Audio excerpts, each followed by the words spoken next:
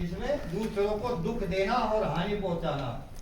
लेकिन वेद ज्ञान क्या कहता है कि इसको हम बदल सकते हैं अपने विचारों को। किस चीज से?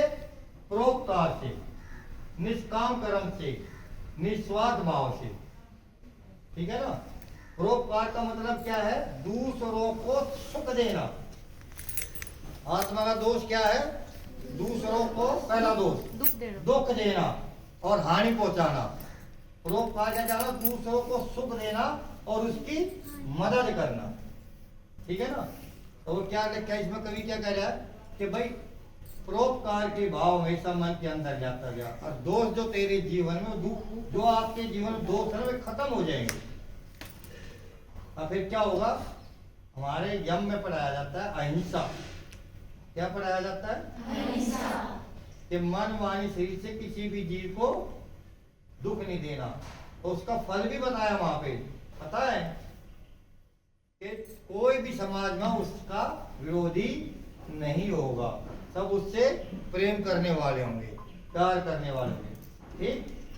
आत्मा से पहली जानकारी। दूसरी बोलना भाई।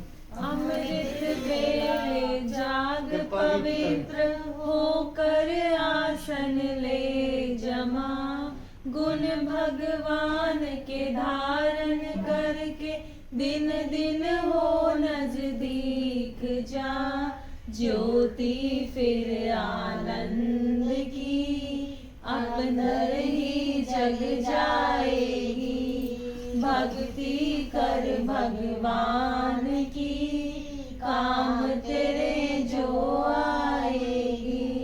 पहला क्या बता? पीछे वाले को सुनाई दे रहा है? अमृत बेला। अमृत बेला। अब इसको कहते हैं ब्रह्म मुहूर्त। ये आपने कहा होगा समझ। ये ब्रह्म मुहूर्त का आपकी समझ में नहीं आया होगा अभी तक। मैं समझता हूँ कि ब्रह्म मुहूर्त क्यों बताया जा रहा है। एक ऐसा समय आता है क्योंकि सृष्टि हमारी प्रकृति से बनी है, सतोगुण, रजोगुण और तमोगुण। ब्रह्म मुहूर्त में रजोगुण और तमोगुण क्षीण अवस्था में, मतलब न्यून रहते हैं, तो न्यून उसकी पावर कम हो जाती है, वो न्यून अवस्था में हो जाती है। और सतोगुण की वृद्धि ज्यादा होती है। और जब सतोगुण की वृद्धि ज्यादा होगी तो उसमें क्या होगा? सच्चे और अच्छे विचार उत्पन्न होंगे मन के अंदर। और वही समय बताते हैं ईश्वर की उपासना का, मतलब ईश्वर के समीप जाने का। क्यों? जो रजोगुण तमोगुण जो है ये हमारे मन को विचलित करते हैं। क्या करते हैं? विचलित करते हैं। और सतोगुण जो है हमारे मन को एकाग्र करता है। क्या करता है? एकाग्र। और हमें परमात्मा से जुड़ने के लिए मन को क्या करना पड़ेगा? उसके लिए कौन सा समय बताया? ब्रह्म मुहूर्त। क्या लिखा? अमृत बेला जाग पवित्र, मतलब अमृत बेला ब्रह्म मुहूर्त में जा करके नहा धो करके, उसमें क्या बताया? शुद्धिकरण, शरीर की, वस्त्र की और स्थान की, जल से, है ना? ब्रह्म मुहूर्त में ईश्वर को बना वस्त्र धोए और होना चाहिए, स्थान साफ होना चाहिए, नहा धो के बैठना चाहिए। होगी ना तीनों की। और तीनों की शुद्धिकरण किससे होगी? जल से, है ना?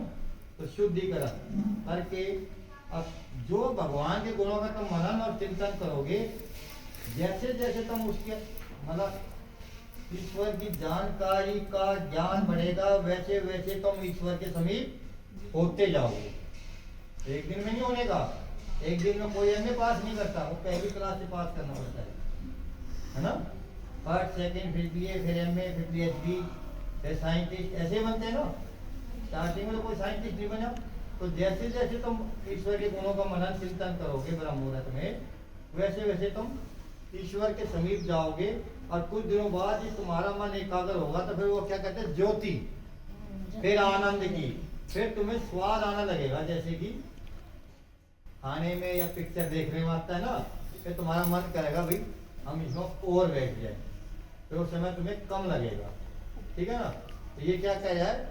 सुबह ब्रह्म मुहूर्त में जाग करके, पवित्र होकर के, शुद्धिकरण करके, ईश्वर के नाम के उसके गुणों को जानकर उस जैसे गुण बनाना, मतलब ईश्वर के गुणों को जानकर ईश्वर जैसे गुण बनाना या धारण करना, प्रयत्न करना।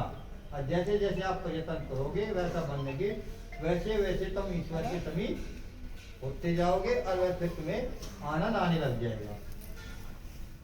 तीसरा, सत्संगी जो रहा हमेशा ऊंचा उठता जाएगा। दर्शन जब भगवान के होंगे मुक्ति पद को पाएगा। कृष्णा बनकर सेविका तेरे चरण दबाएगी। भक्ति कर भगवान की काम तेरे जो आएगी। बच्चों एक बात बड़े ध्यान से सुनना।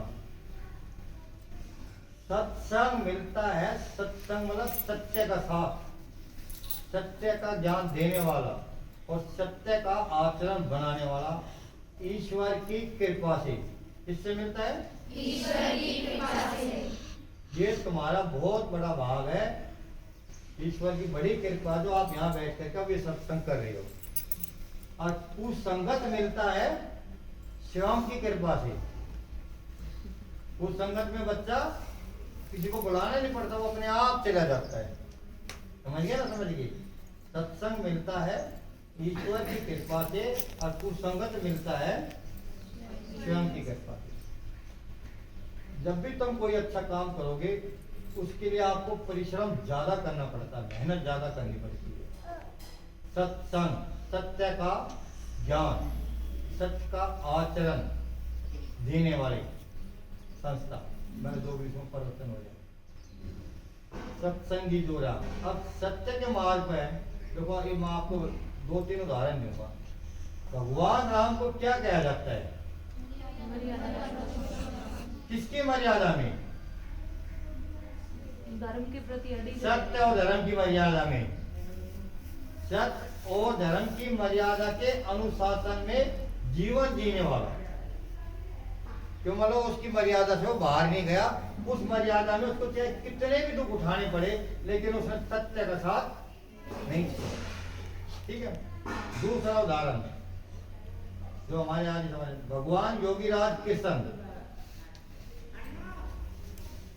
उन्होंने कर्म कैसे बताया था? कर्म सिद्धांत बताया ना, उसने भी सत, कर्म और धर्म बताया। क्या बताया? ठीक है ना? मतलब क्या हुआ, वो भी सत्य और धर्म के अनुशासन में रहा और उसने धर्म के महाभारत में धर्म घट रहा था, अधर्म बढ़ रहा था। उसमें भगवान कृष्ण जी ने धर्म को स्थापित करने के लिए बहुत सारी चीज करनी पड़ी। फिर देश के अंदर फिर से धर्म स्थापित हो जाएगी। उसका यही एक कारण था और उसका युद्ध से कोई मतलब नहीं था। ठीक है ना? तो क्या कहा? सत्संग। सत्संग का मतलब सत्य और धर्म का अनुशासन। ये आपने ये नहीं पता सत्य किसको कहते हैं?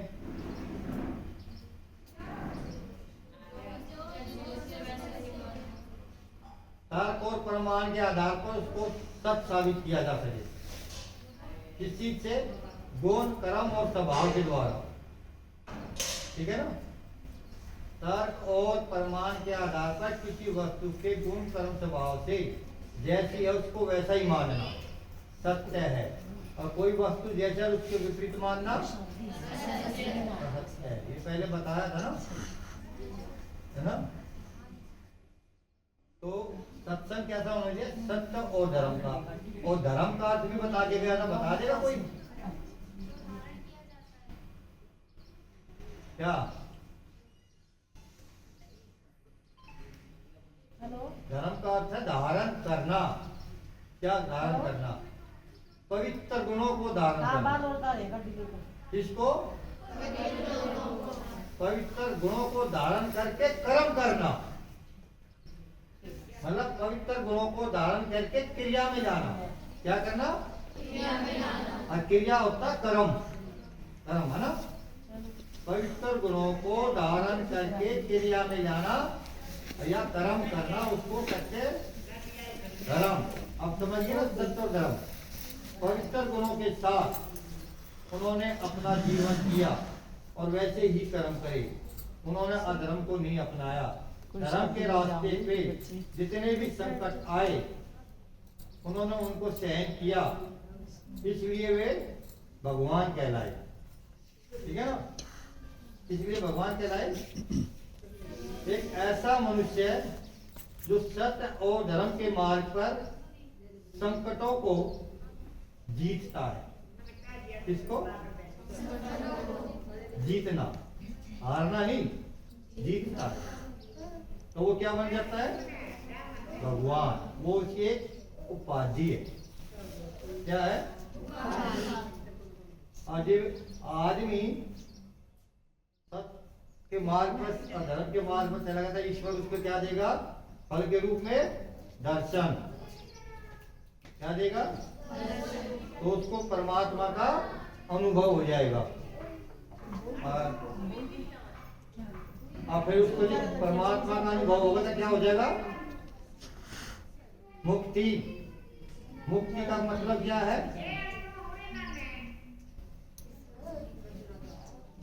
सब दुख और बंधनों से। मुक्ति किसे कहते हैं? सब दुख और बंधनों से छुटकारा, है ना? क्या है? सब दुख और बंधनों से छुटकारा मिलना, वो होती है मुक्ति।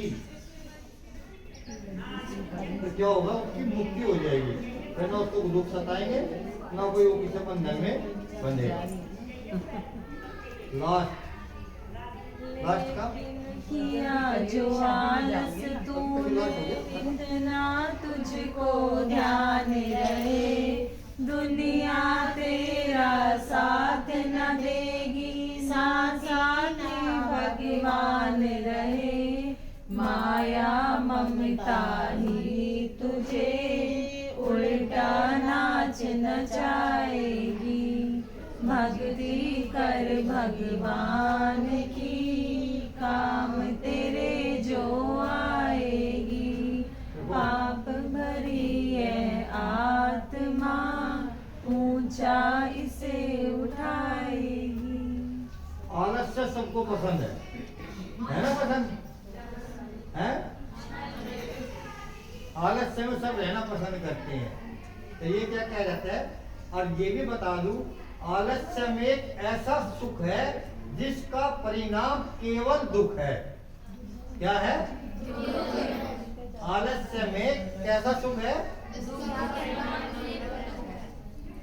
वो क्या कहे? लेकिन क्या जो आलस तूने इतना तुझको ध्यान रही, जो तू आलस करेगा इसके सुख के लिए कि भाई मैं देर तक सोता रहूं, उठूं नहीं, मैं पढ़ूं नहीं, मैं लिखूं नहीं, मेहनत नहीं करूं, पढ़ाई नहीं करूं, आलस है ना। अब बड़ा सुख मान है, लेता लेता वही सुख है। उसका परिणाम क्या मिलेगा? ना तुम पढ़ पाओगे, ना तुम्हारी सेहत बन पाएगी, ना तुम अच्छे मतलब सफलता को प्राप्त कर पाओगे। तो उसका परिणाम क्या है आलस्य में? तो वो क्या कहता है? लेकिन किया जो आलस तूने, जो तुमने आलस किया तो क्या होगा? माया ममता। माया ममता अविद्या। क्या होती माया ममता? झूठे, मिथ्या ज्ञान, झूठा लगाओ, उसमें फंस जाओगे। और जब उसमें फंसोगे तो क्या होगा? ये दुख होगा, योनि के चक्कर में फंस जाओगे। किसमें फंस जाओगे? योनि के चक्कर में। पता नहीं मनुष्य योनि मिलेगी भी या नहीं मिलेगी, या कौन सी योनि मिलेगी। तो इसलिए उसमें लिखा है फिर तुम ना उल्टा नाच रचाओगे। कैसा नाच रचाओगी? बस ये वजन पूरा और प्रवचन भी पूरा।